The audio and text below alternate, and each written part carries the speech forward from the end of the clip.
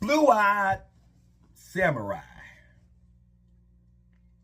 I have to say, I watched it. Now, I'm not going to spoil it, but I am going to give my overall consensus. I'm going to lay out the groundwork. It's on Netflix.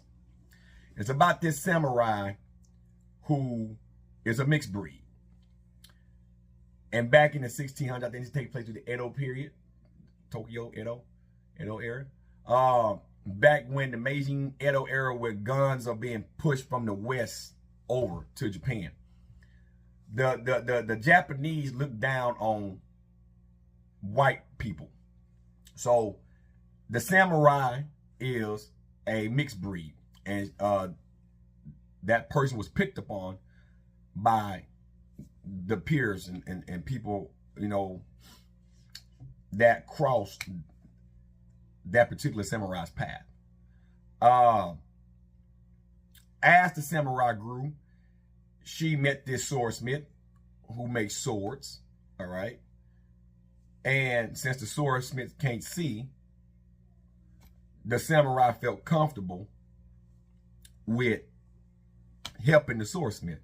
So that's how the samurai became versed with swords and training and everything like that, right? The overall purpose of this show is because the samurai wants to get revenge on the 4 white men that was around during the time where the samurai's mother was killed. And as the story goes on, the samurai's gonna meet people along the way. Some of them from the youth when the samurai was young, and a lot of them are faces that the samurai is gonna meet along the way.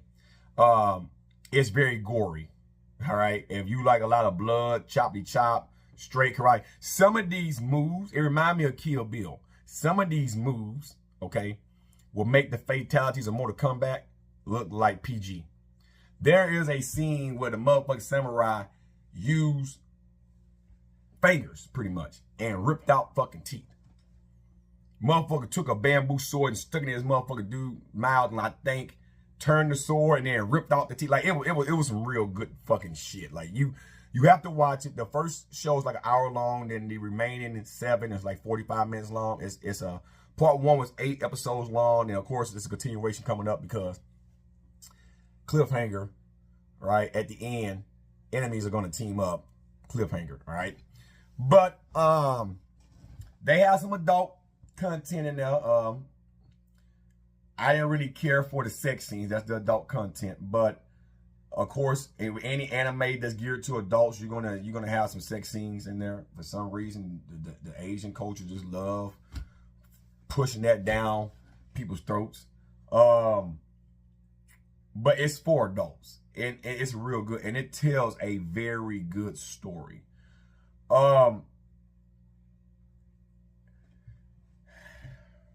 The design overall, the sword play, the design, I love the Trigun throwback with the glasses. I like that. I love the Raiden cap.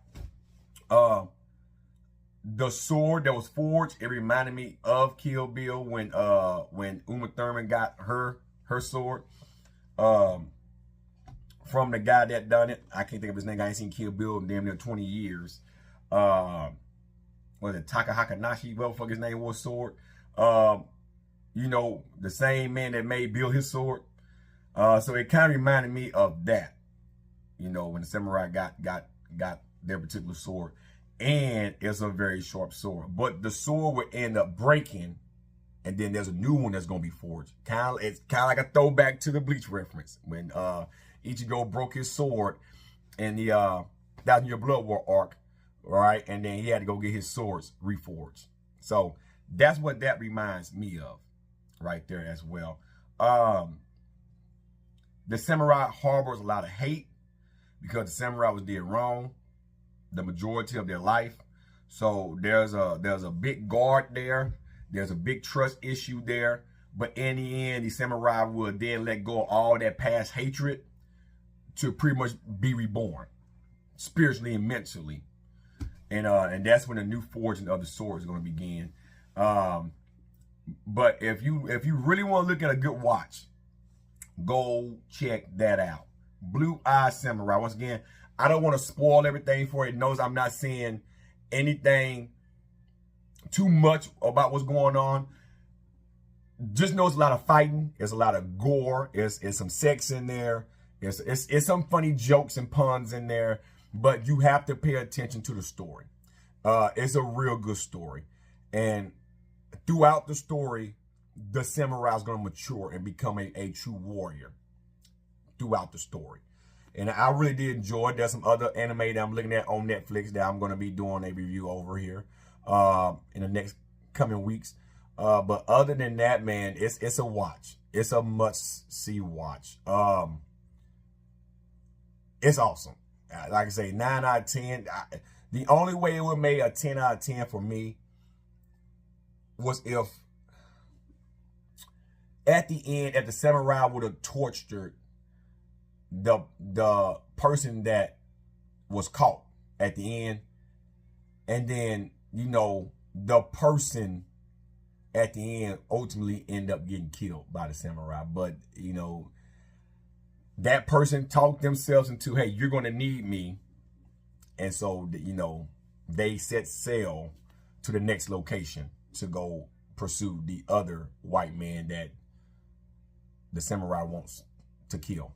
And there's a reason behind it. There's a reason. I'm not, like I said, I don't want to spoil it. I hate spoiling shit for people that hasn't watched nothing. But for those of you that watch it, please, in the comment section below, please don't spoil it. Just say, was it good? Was it bad? And what could have been improved? But try not to spoil it for those that's going to come watch the review. I really want them to enjoy the show. So that's all I have. I got to talk about the CM Punk, Seth Rollins beef. And then I got to put my workout video together that I did for you guys at home last week and do a voiceover on that. And once again, live stream except for Friday, guys. I really want you guys to come out, have fun with me. It's my birthday. Can't stress that enough. Come out. We're going to have some fun on the live stream, man. Come enjoy yourself. So, that being said, let me talk about the Seth Rollins, CM Punk shit. And then I'll be working on my workout videos, putting that together, guys. And I'm done for today. And I hope you all are enjoying the content that's being uploaded today. And guys, have a good one. I'm out. Peace.